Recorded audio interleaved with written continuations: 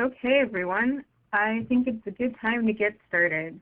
So, thank you for joining us today. I'm excited to welcome all of you to the third webinar of our revised LINA informational series. Today, we're going to be discussing the third lesson of the new curriculum. My name is Ariel Smith, and I'm here with my Break the Cycle colleague, Christina Marie Santillan, who is the National Community Organizer out of our LA office. Before we begin, I'll go briefly over some of the logistics for today's webinar. If you are disconnected from the webinar at any time, just go back to the original email and click on the link again to log back in. If you have any problems getting back on, please call iLink support at 1-800-799-4510. And I can type that into the chat box for you right now.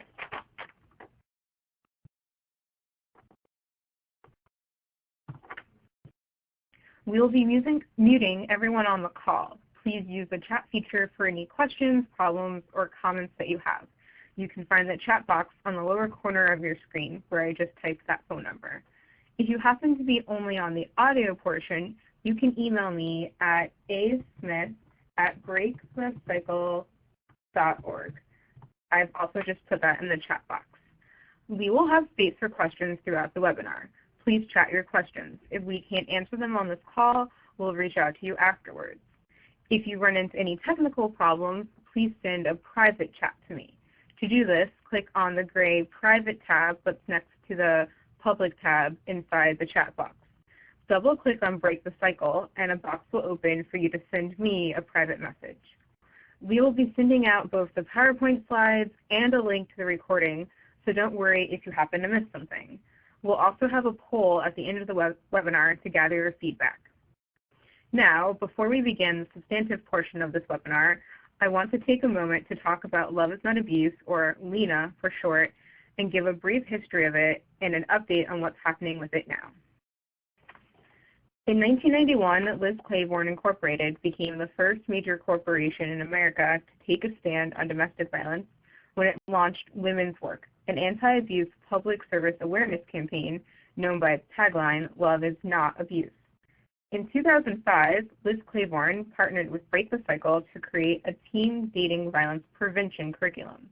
The Love is Not Abuse curriculum, which was launched in April 2006 and updated in 2010, has been distributed to more than 11,000 schools and organizations in all 50 states. The Love is Not Abuse Coalition is a growing national grassroots coalition of parents, teachers, and anyone who is advocating for teen dating abuse education in every middle and high school in the country. In October of 2012, Love is Not Abuse became a part of the Break the Cycle umbrella, but you can still become a LINA Coalition member, download resources, and find the LINA curriculum through Break the Cycle's website.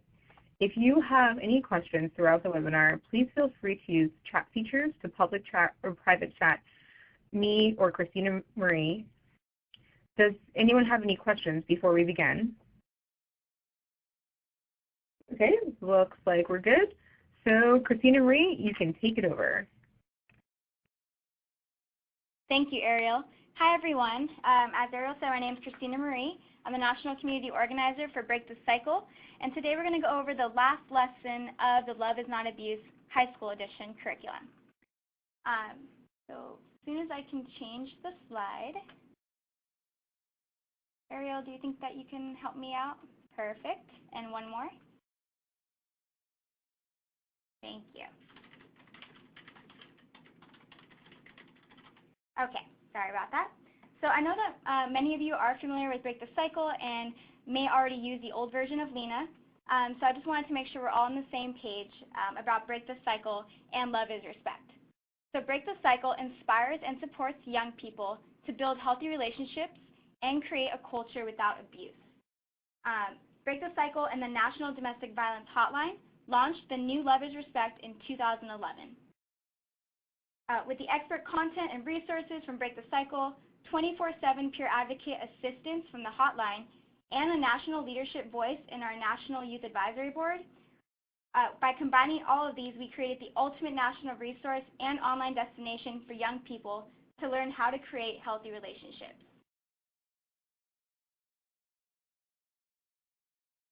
Ariel, do you think? Thank you. So Love is Respect, all together with Love is Respect, we reach more than 1.5 million young people annually through educational programs, online resources, public campaigns, and a 24/7 peer advocate-led help service.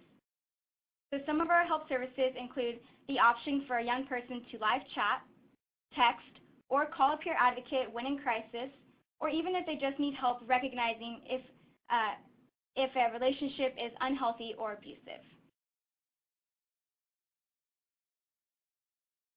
So this curriculum is still a free digital resource online that anyone is welcome to use. It's a traditional style curriculum that comes with everything you need to know to implement, as well as additional resources that you can add online. We did remove the video supplements from the original, but they are still available to access on loveisnotabuse.com. Overall, the new high school edition includes more recent and relevant statistics, more information on creating a crisis or a follow-up plan including trigger warnings, additional resources for teams, more of a focus on building healthy relationships, and probably the most important, the team perspective and additional feedback from our Love is Respect's National Youth Advisory Board. And for those of you who are not familiar, that is a board of 25 young people across the nation who are working to raise awareness to promote healthy relationships in their own community. And so we always check in with them to make sure that we have the youth voice represented. So I'm just going to give a brief overview of Lesson 1 for those of you who were not able to make it. So we have,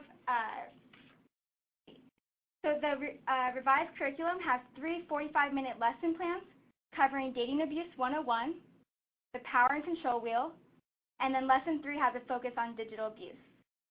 So as a whole, the curriculum covers the dynamics of dating abuse, how to help a friend, access to resources, a focus on healthy alternatives to abuse, and it does this all by using literature to enhance critical thinking skills.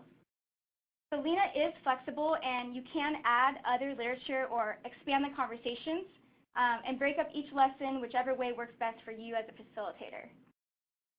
There's also teacher background information before each lesson, and so that provides additional support for a facilitator who may not be very familiar with the material, teen dating violence in general, or just wants additional tips on how to engage youth about dating abuse. In that teacher background information, there's trigger warnings. So you'll see a gray box throughout the curriculum as a reminder to give youth a trigger warning before beginning that section. And we think it's very important to remember to notify students that the curriculum will cover sensitive material, and it's okay to take a moment and step outside if they need to, or follow whichever policy you may already have for that type of situation. We also, like I said, we have the teen perspective, so remembering that when engaging youth about dating abuse is important. To them, abuse may not seem like a big deal, depending on the context. So, just trying to think in their shoes and relate to teens' experiences will definitely help in facilitating these discussions. So Lesson 1, as I said, it went over Dating Abuse 101. We walked through each activity step, and you can find the link to the recording if you did miss that first webinar. So going on to a recap of Lesson 2, that was all about the Power and Control Wheel. Students learned some of the different ways power and control can be used in a relationship, and the model that was used was geared specifically towards youth. So youth are asked to apply the Power and Control Wheel to the excerpt from the book But I Love Him by Amanda Grace. And there are several examples within this story that the students can identify the different types of power and control being used. So the facilitator can expand the discussion of how literature and media can affect the way young people think about relationships. What is their influence on our lives? And I also mentioned a great additional activity called Sound Relationships, created by the Boston Public Health Commission, where students analyze the lyrics of popular songs to identify if there are more healthy or unhealthy messages about relationships. And that last section of the lesson went over the importance of safety planning in an unhealthy or abusive relationship. We also have an interactive safety planning guide on loveisrespect.org as well as additional resources that facilitators can distribute to students, such as palm cards with the 10 warning signs of abuse and other informational handouts. So today we are going to focus on lesson 3. See a chat. Do we have any questions about any of the recaps so far? Okay. So first we're going to have our poll question before we get started. So if you all can click on your option that will pop up on the screen right now. What percentage of dating teens reported experiencing abuse online or through text from partners? A, 77%, B, 5%, C, 14%, or D, 26%? I'll go ahead and give everyone a minute to fill that in.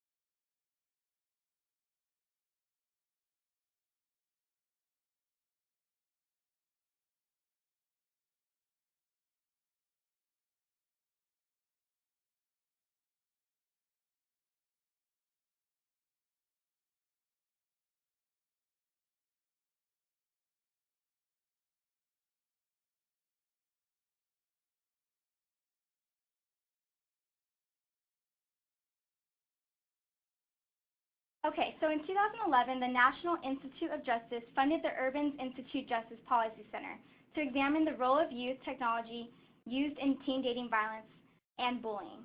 A total of 5,647 youth from 10 middle and high schools in New York, New Jersey, and Pennsylvania participated in the study, which presents the most comprehensive research to date on the subject.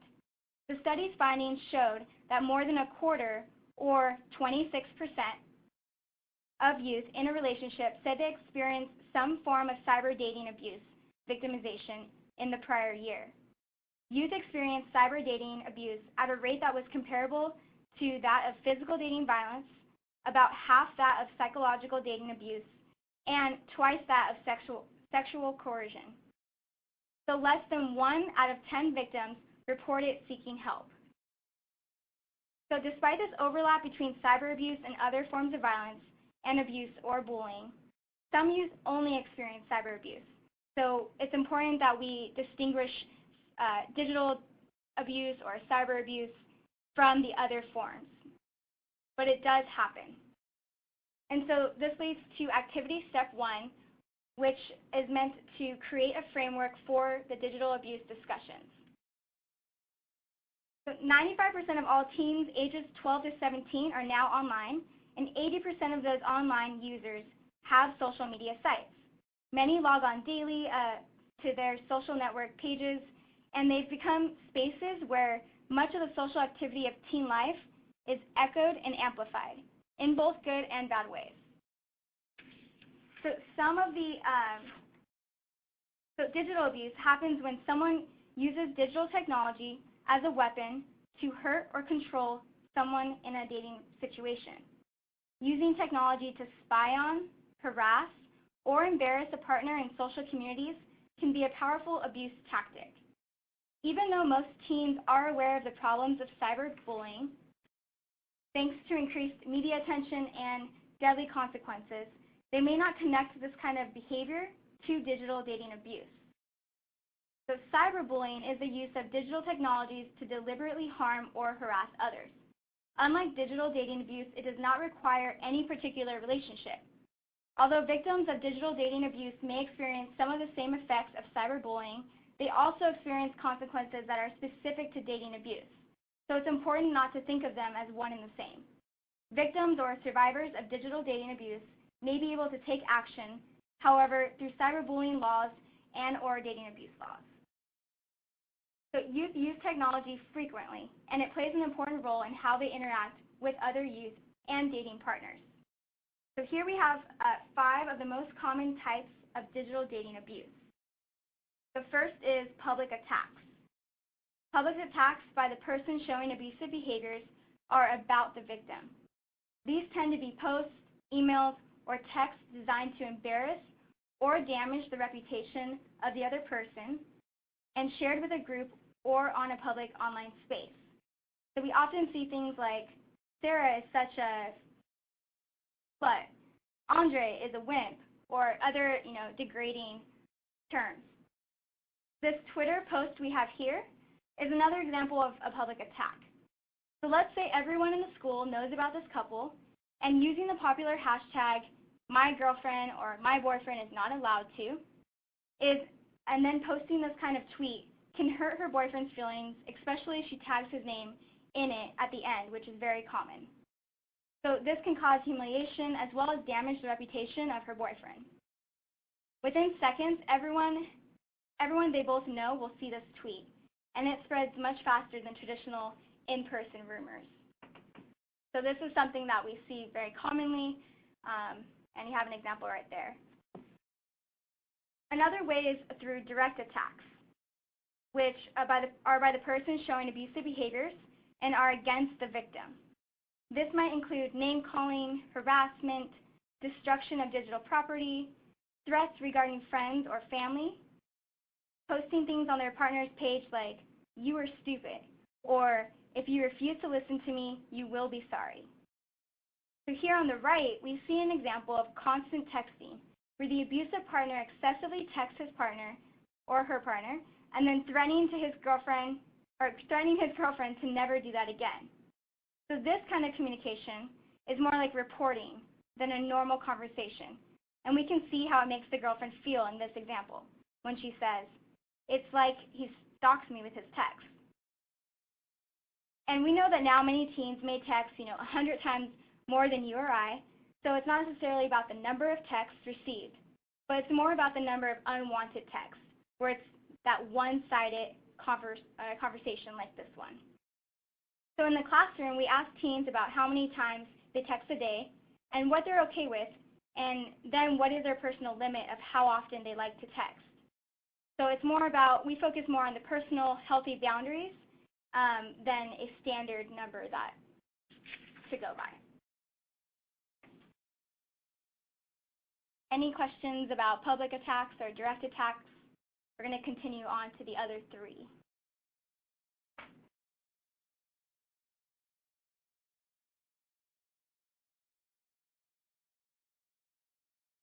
Okay. Oh, I'm sorry. And last comment about direct attacks.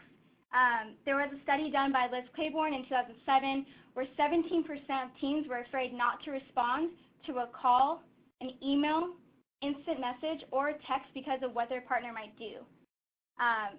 So, direct attacks through technology are a perfect example of how technology has opened the door to a constant control over a partner, even when they're not together.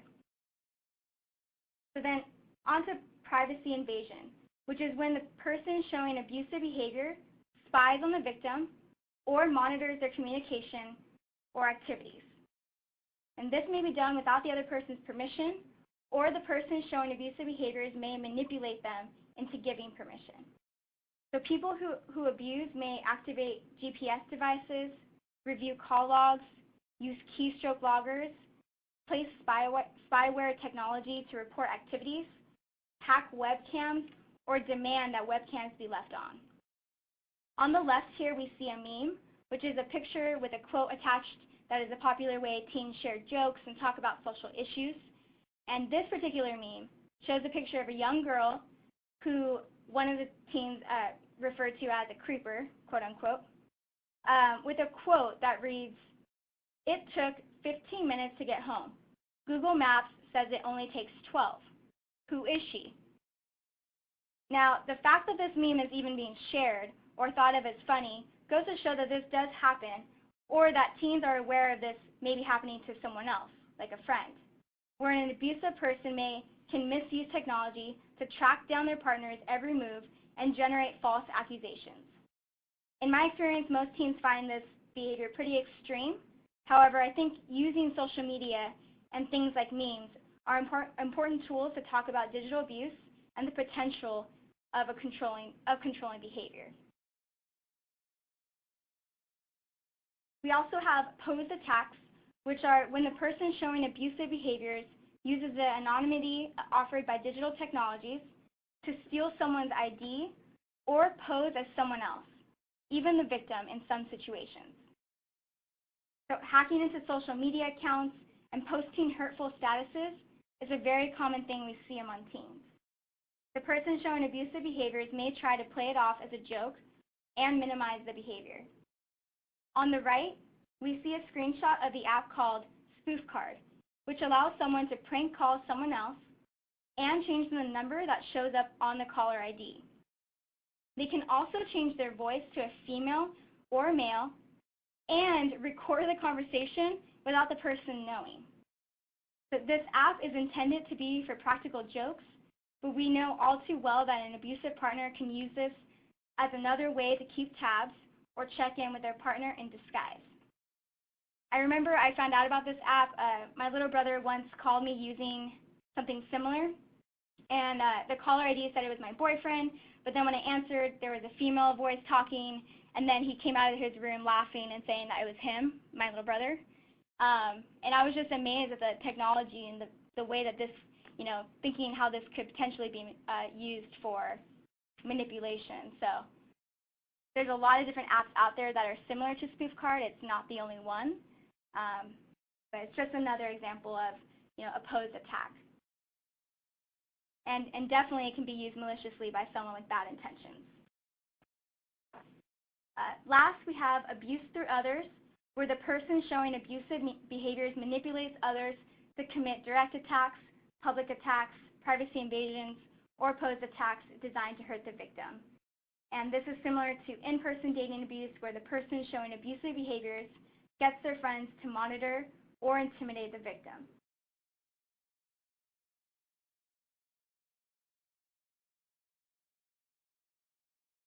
Okay, is the sound good for everyone? I just saw that comment.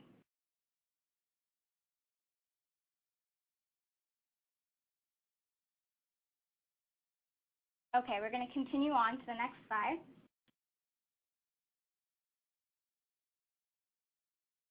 And this goes over activity step 2, which explores how digital technologies fit into the power and control wheel. And it does this by using Malik's story as an example for students to follow along. And so I just pulled a couple of sentences from the story just to give you all an idea of how the language is and how students would be able to identify the different types of digital abuse, as well as how that fits into the power and control wheel. So I want you guys to think about that as I'm reading it aloud, and then we'll talk about it after. But she was always suspicious, logging into my accounts, reading my message, and denying friend requests from anyone she didn't like. She blocked the girl I dated at my old school and told me never to talk to her again. When she was angry with me, she would change my status to read things like, "Malik is a jerk."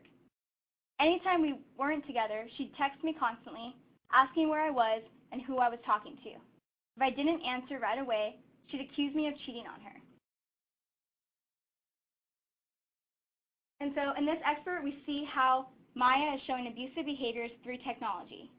She invaded Malik's privacy by logging on to his social media accounts, used public attacks by changing his status without him knowing, and directly attacked him by constantly checking up on him and using false accusations to make him feel bad if he didn't respond right away. So the class will we'll read the entire story and then work in small groups to fill out the worksheet called Looking at Maya and Malik, which asks them to think about the power and control wheel.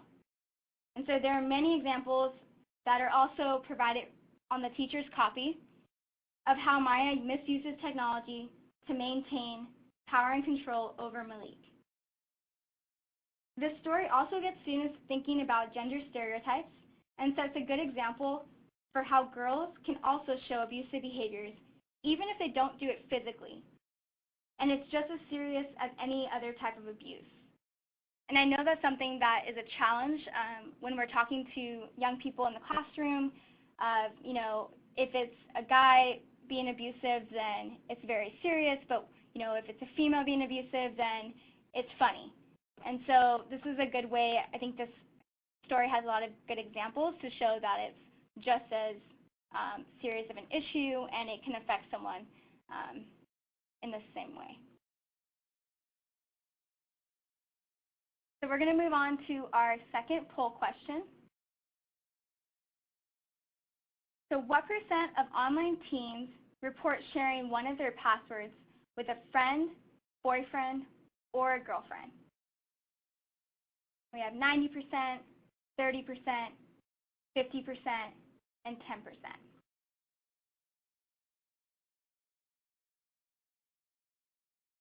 And this is a report that was conducted by the Pew Research Center's Internet and American Life Project in partnership with the Family Online Safety Institute and supported by Cable in the Classroom.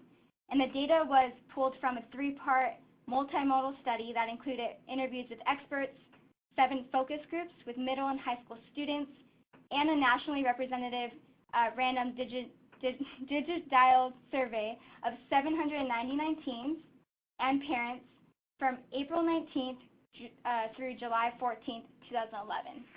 So it's fairly new as well. And I'll give you guys just another second to fill in your answer.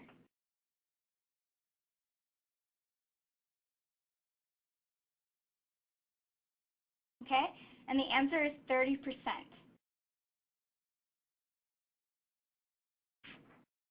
So that leads us to the next activity step.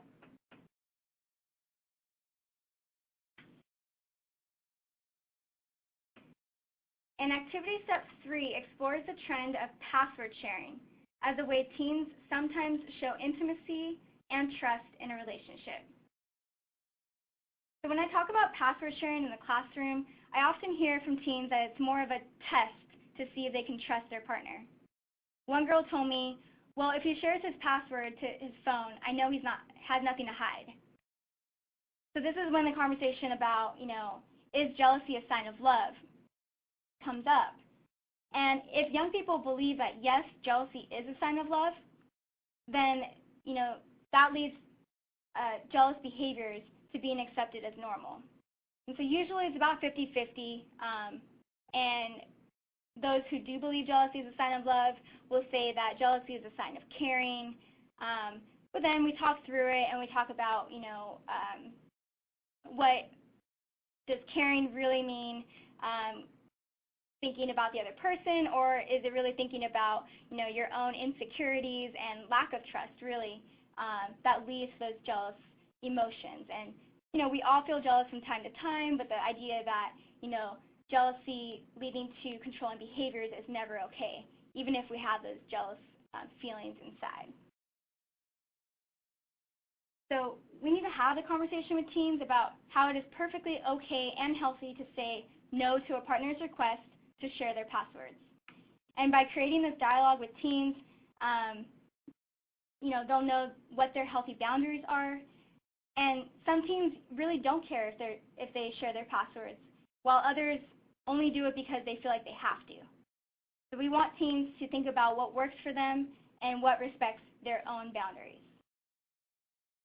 Most teens are familiar with the term hacking or breaking into another person's digital device or social media account. Sometimes people showing abusive behaviors hack into their partner's technology without them even knowing. So it's important for teens to know how to report a hacking incident in case this ever happens to them. And we'll talk more about this when we get to the take-home assignments, but that is an important aspect. One way to try to avoid being hacked is to have a strong password that someone won't be able to guess, especially an abusive partner. There is a worksheet in this activity step called 20 Questions that goes over the 20 most common types of passwords and how to create a safe password. The students are encouraged to modify any weak passwords after talking through this lesson and really just have that, be mindful about the types of passwords that they have.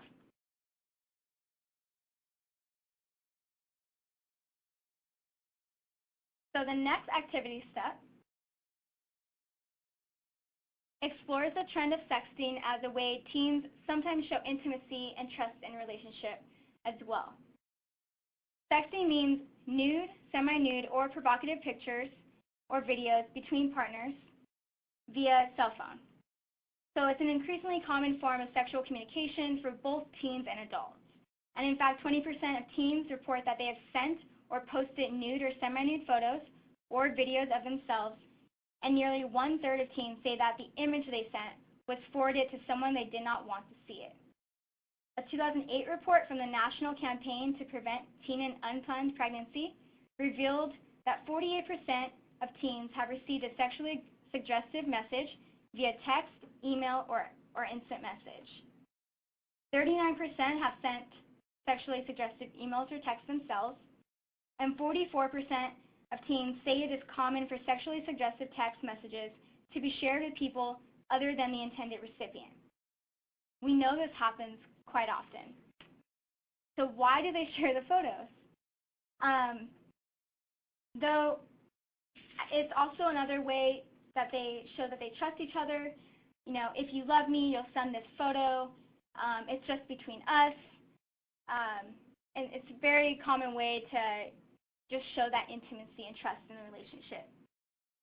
Another way that photos are shared are through apps like Snapchat, which allows them to send photos and videos, or quote-unquote snaps, that are available to viewers for a few seconds before disappearing. Teens may think of Snapchat as a risk-free way to sext since the images disappear, but it's actually not that hard to save the images. They don't necessarily disappear forever. I know of a few different apps. For example, there's one called SnapHack, where it'll automatically save any picture sent to the recipient in their camera roll on their phone. So it just automatically sends it. It doesn't even ask them. So there's a lot of different apps out there that are countering the idea of Snapchat, or the original idea, which is why Snapchat has been under investigation. There was a court settlement involving Snapchat, and they were forced to settle with the Federal Trade Commission over allegations, over allegations of misleading consumers and misusing customer data. You know, they were promising people that these photos and videos disappeared forever, but we now know that that's not true. So although some teens are comfortable with sexting, it can play a part in abuse. And through harassment or threats, people who abuse may coerce a partner to send sexual images of themselves. They may then blackmail the other person with the images in their possession. And this is referred to as sextortion. So I'm sure that we would all prefer that teens do not engage in sexting for many reasons. However, the way I talk about it in the classroom is about the unintended legal consequences that it may have. And this usually catches their attention and gets them thinking about if sexting is really worth the risk. And really, it's not. There are two levels of laws regarding these images: federal laws and state laws. Underage sexual images and certain nude photos fall under sexual exploitation laws at both levels. The age of majority, after which young people are no longer treated as minors, for federal laws is 18, as we all know, but a few states treat teens as minors until they are 19 or older. Some treat them as adults when they are as young as 16. So that means that the majority of teen sexy images likely constitute child pornography. Anyone who creates, distributes, or possesses child pornography, even if it's an image of themselves, can be convicted under child pornography laws and be classified as a registered sex offender. Regardless of whether the person asked for the image or not, which is always a question young people bring up, regardless if they have asked for it or not, he or she has it on their phone, the law presumes the person is in possession of child pornography. While some states have changed their laws to treat minor-to-minor voluntarily shared images differently from adult minor sex images, in many states, anyone along the chain of production, distribution, and possession can still be labeled as a sex offender and prohibited from living near a school or a park. So I think that for the sexting that happens between young people, that may be pretty severe. So the laws are still need to catch up with the technology and the new trends. However, as of now, it is still a possibility to be labeled as child pornography.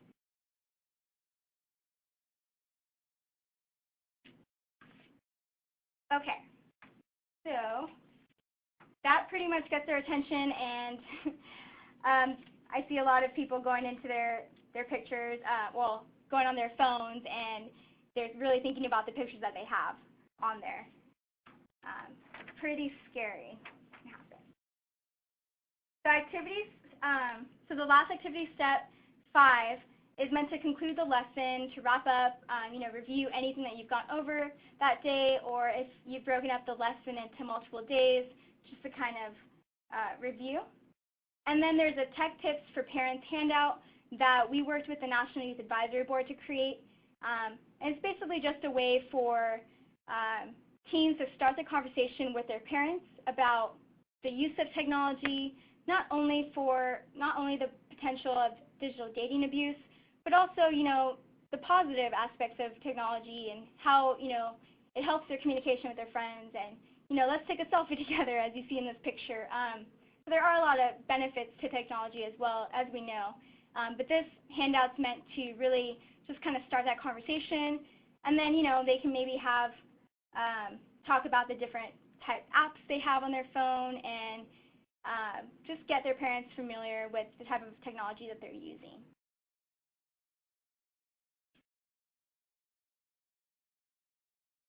And then finally, we have the take-home assignment options. So the first option we have is to use the Reporting Digital Abuse handout.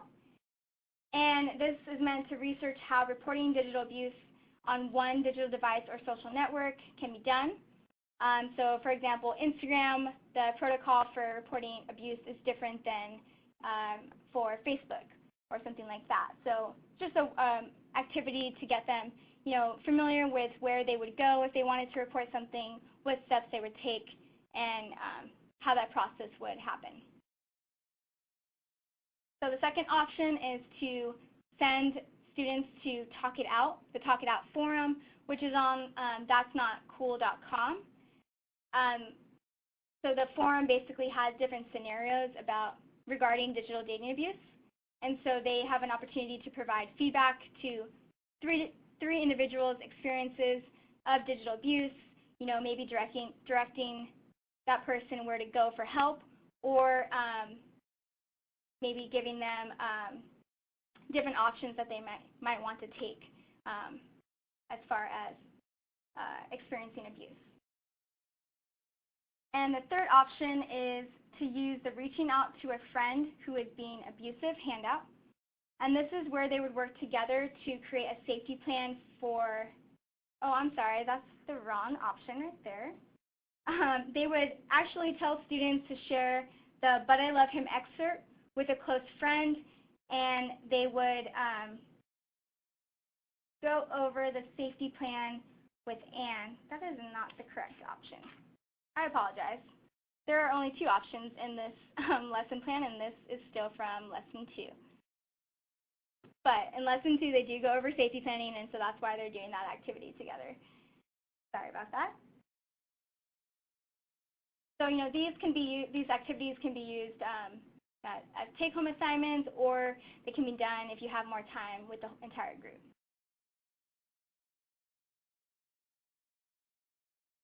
And last but not least, we have some additional resources. So some other great websites that have a lot of different activities regarding digital abuse. I put some here. We have MTV's A Thin Line .org, which features their Draw Your Line project that asks teens to think about the boundaries between digital use and digital abuse. Excuse me. We have, like I mentioned, that'snotcool.com, where there's games where students can create their own avatars and choose the responses to things like what they call textual harassment and pressure to sending nude pictures. And then there's also the stopcyberbullying.org, which is a program between Perry AFTAB and the Wired Safety Group that provides information directed more towards cyberbullying among friends, which I know is a common question I get. And so it has a checklist for cyber communications etiquette that is worth checking out, and maybe another thing you can go over with the class. You know, as we mentioned in the beginning, it doesn't only happen within dating relationships. It also, cyberbullying happens with friends. But knowing, you know, the different consequences that can occur between the two different types of relationships. So they have more information on there. And then I have some additional resources for parents.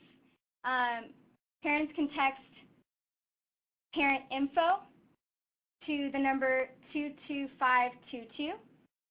And if they do that, they'll be texting the National Domestic Violence Hotline, and they'll receive, you know, information on talking to their children and teens about abuse, how to start a conversation, different tips. I know that Love Is Not Abuse is also finalizing their Parents' Guide to Teen Dating Abuse handbook, which also has 10 tips for how to start the conversation with your teen. If you would like to subscribe to a monthly news about dating abuse or current hot topics and events, you can opt in by texting Update Me to the same number, 22522. And that's just an easy way to stay in the loop. And we also have downloadable materials, which I've mentioned, but just again, if you go to loveisrespect.org, there's a tab that says Take Action, and then you go to Download Materials, and there's palm cards and posters and bookmarks and lots of different handouts that you can also pull from if you wanted additional material to pass out. So that's some great stuff there. And last but not least, we have opportunity for questions. So this would be questions, anything about Lesson 3 or Lesson 1 or 2, since this is the last webinar covering the series.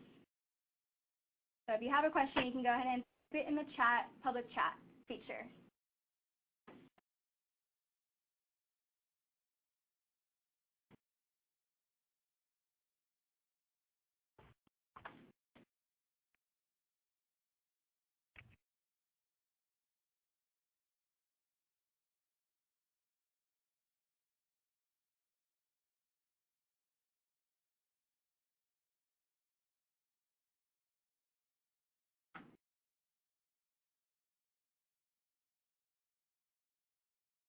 Hi, Christina Marie. We have a question from Angie about the picture with the caption around it, with the Google Maps reference on it. Do you want to explain a little bit more the concept behind that cultural phenomena?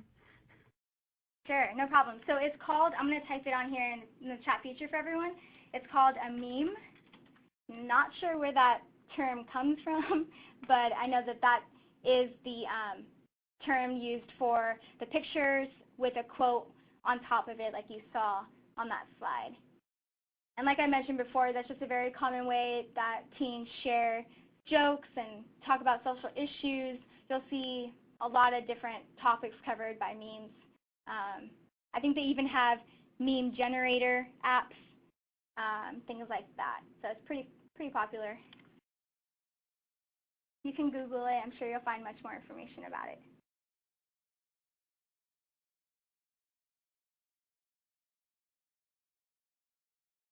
You're welcome. Any other questions?